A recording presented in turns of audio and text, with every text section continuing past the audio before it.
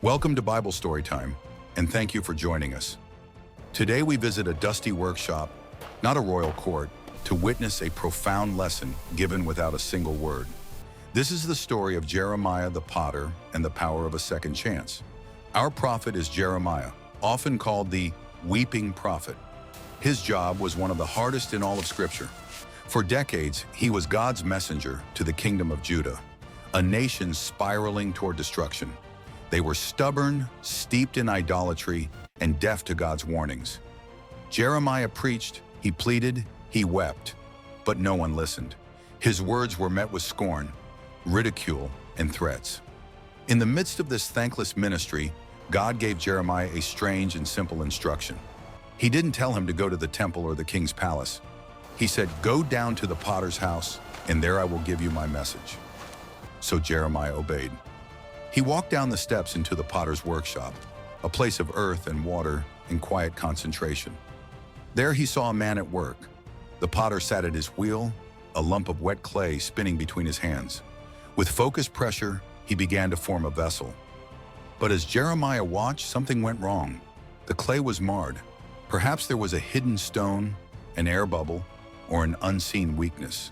The vessel, which was taking shape, collapsed. It was imperfect, spoiled, a failure. What would the potter do?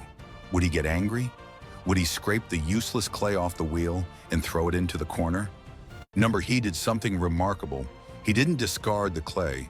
With calm and practiced hands, he crushed the ruined vessel back into a lump. The shape was gone, but the material was still good. He began again, applying pressure, shaping it with his expert touch, and he formed it into another pot, a new vessel, shaping it as it seemed best to him. And in that silent, powerful moment, Jeremiah understood.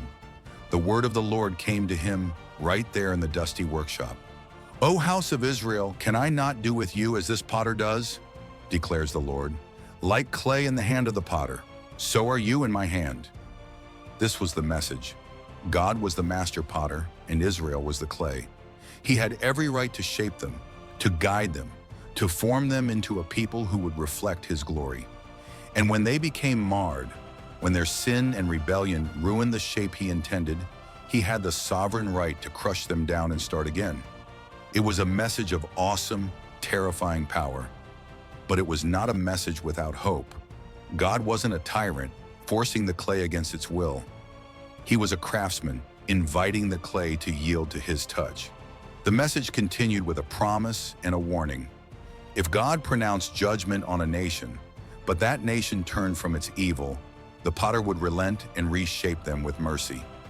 But if he promised to build up a nation, and that nation turned to evil, he would rethink the good he intended to do. God's hands are not fatalistic. They are responsive. The final shape of the clay depended on its willingness to be shaped. Jeremiah took this living parable to the people of Judah. He offered them the choice. "You are marred clay," he said, "but the potter is willing to remake you. Turn back to him. Let him reshape you." But their response was heartbreaking. It revealed the hardness that had marred them in the first place.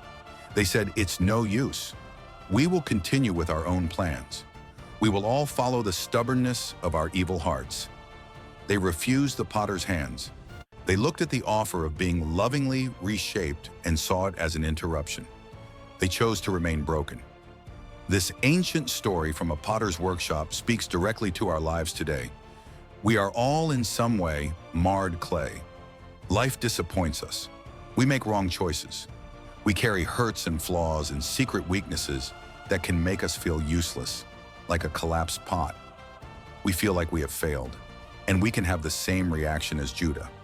We can say, "It's no use. I'm too broken. It's too late." But the message from the potter's house is a resounding promise that it is never no use. Our God is a master potter. He never throws the clay away. He sees the potential even in our most broken state. His sovereign hands can take our failures, our hurts, and the mess we've made of our lives and reshape us into something new, something beautiful, useful, and strong. The pressure we sometimes feel from God is not meant to destroy us, but to reshape us. His purpose is not to punish the flaw, but to remove it. The question is, will we yield to his touch? Or will we, like Judah, insist on staying in our broken shape? Thank you for watching Bible Storytime. If this story encouraged you, don't forget to like and subscribe, share, because the same potter is at his will today, and his hands are ready to make all things new.